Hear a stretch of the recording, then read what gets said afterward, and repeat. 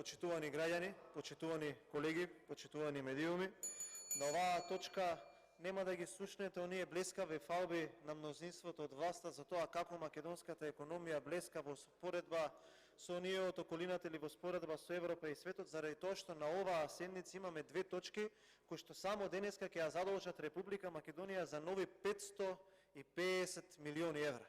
Само денеска Република Македонија ќе биде задолжена за нови 550 милиони евра, пари кои што ќе треба да ги враќаат граѓаните и на така презадолжен буџет, на буџет кој што никој не знае како тие средства ќе се сервисираат и како оваа држава ќе успее да ги врати тие обврски.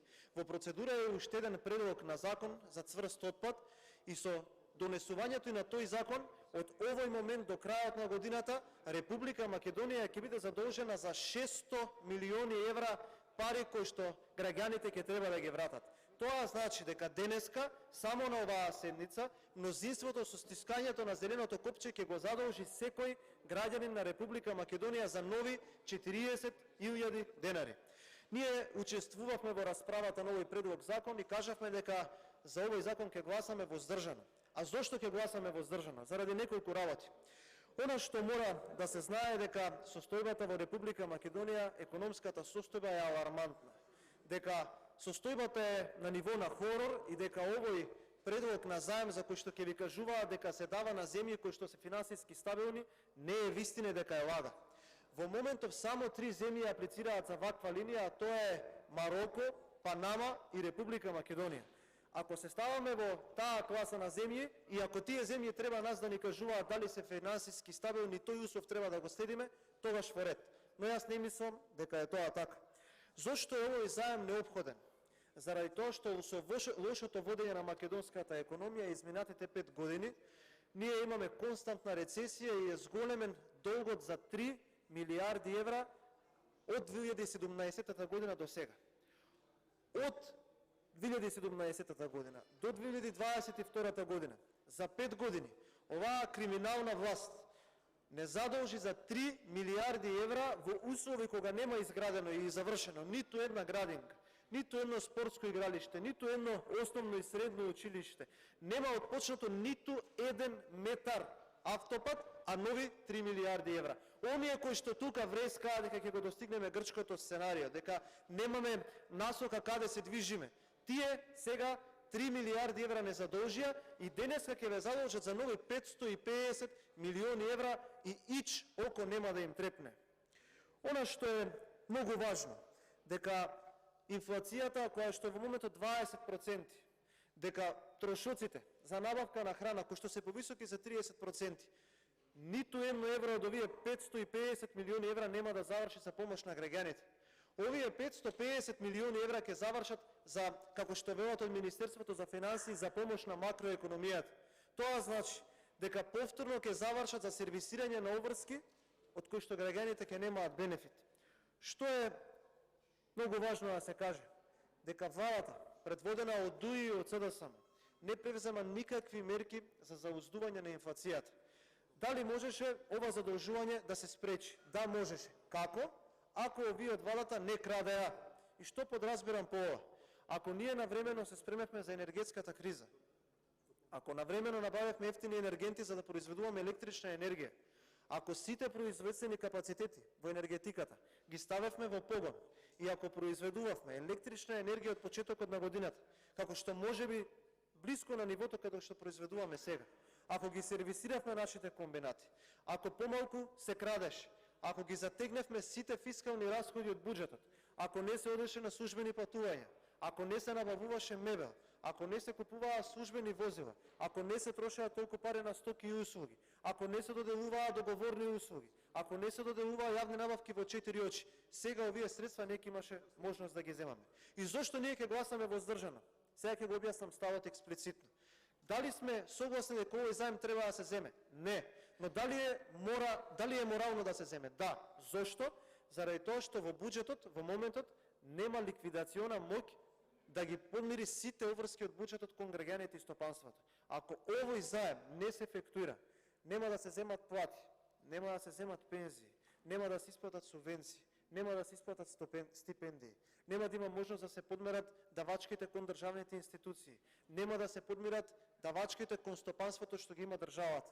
Нема никаква ликвидациона моќ.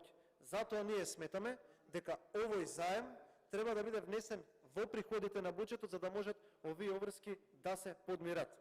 Оно што исто така треба да се знае дека единствената причина за која што ние исто така ќе гласаме воздржано е дека нема да дозволиме неспособноста и криминогеност на сите функционери од власта да ги чинат македонските граѓани и стопанството, би кажал, стабилност во функционирањето. Зошто? Треба да се одговори. Македонија стана држава која што е задолжена 7,7 милиарди евра без овој заем. Од вечерва па натака кога ќе се ефектуира овој заем, Македонија ќе биде држава која што е задолжена 8 милиарди евра. Над 64% од бруто домашниот производ. За наредната година со предвидениот буџет кој што ни стигне од Министерството за финансии, само во услови на затегнато и на перфектно функционирање на буџетот, ќе треба да се задолжиме уште 1,5 милиарда. Кој ќе ги враќа овие средства, никој не знае. Дали за овие средства ќе слушнете пофалби од владата? Нема да слушнете пофалби од владата. И денеска ќе има молк од пратениците и од функционерите, затоа што им е во интерес ова да помине, затоа што ликвидноста на буџетот е толку нарушена само поради неспособноста на функционерите и поради криминогеноста. Ние ќе слушаме дека нема пари за студентите, дека нема пари за средношколците или за земјоделците, дека нема пари за нови проекти, дека за све во оваа држава нема пари, дека е тесно фискалниот простор, државата не може да издржи, да им плаќа плюс 40 денари на сите студенти за студентски оброк, но ќе гледаме како на Васко Ковачевски од Елем му се префрлаат 60, па 100 милиони, па 200 милиони и од почетокот на годината до сега пола милиарда евра. Да можеше Ковачевски барем 50% да го намали увозот на скапа електрична енергија, сега немаше да има потреба да се задолжуваме за нови 600 милиони евра. Што е важно? Владата предводена од СДСМ и од ДУИ ја донесе македонската економија пред амбис. Пред амбис од кој што тешко ќе има враќање назад. Од оно што можете да го видите и од предложениот буџет за до година. Прво, дека нема да се скрати од удобствата на владата. Второ, дека ќе има даночна реформа со која што граѓаните ќе плаќаат поскапи даноци. Трето, дека нема да има никакви штедења. Четврто, дека нема да биде алоцирани буџетски средства кон стопанството. И пето, што е најважно, дека парите, како никогаш досега, во овие 6 години, нема да се враќаат кај граѓаните. Единствениот начин да излеземе ние од оваа економска и финансиска криза се предвремени парламентарни избори. Колку порано се случат, толку ќе биде подобро за целата економија. Заради тоа што, ако не се случи тоа што поскоро, истите оние луѓе кои што се генератор на овие кризи, ќе продолжат да се задолжуваат, ќе продолжат да го зголемуваат долгот на Републиката, ќе земаат кредити само за да си ги сервисираат своите трошоци, како тендери, удобства, стоки, услуги, договорни услуги, набавка на возила, набавка на мебел, а македонското општество ќе продолжи да стагнира. Срам да вие за ова што го правите на оваа држава, лицемерни сте до besкрај, затоа што човек ако ви ги врати вашите договори, вашите одговори од пред 5 години, немате никаква линија на истоветување со тоа што сте го зборувале пред 5 години. Немате план како да ја водите државата, не ви е галека да ја водите државата, единствено нешто што ви интересира е само да ви капе платичка, да ви течат тендерите и гајле ви е во кое утреднина ќе се разбуди Македонија и македонското општество. Благодарам.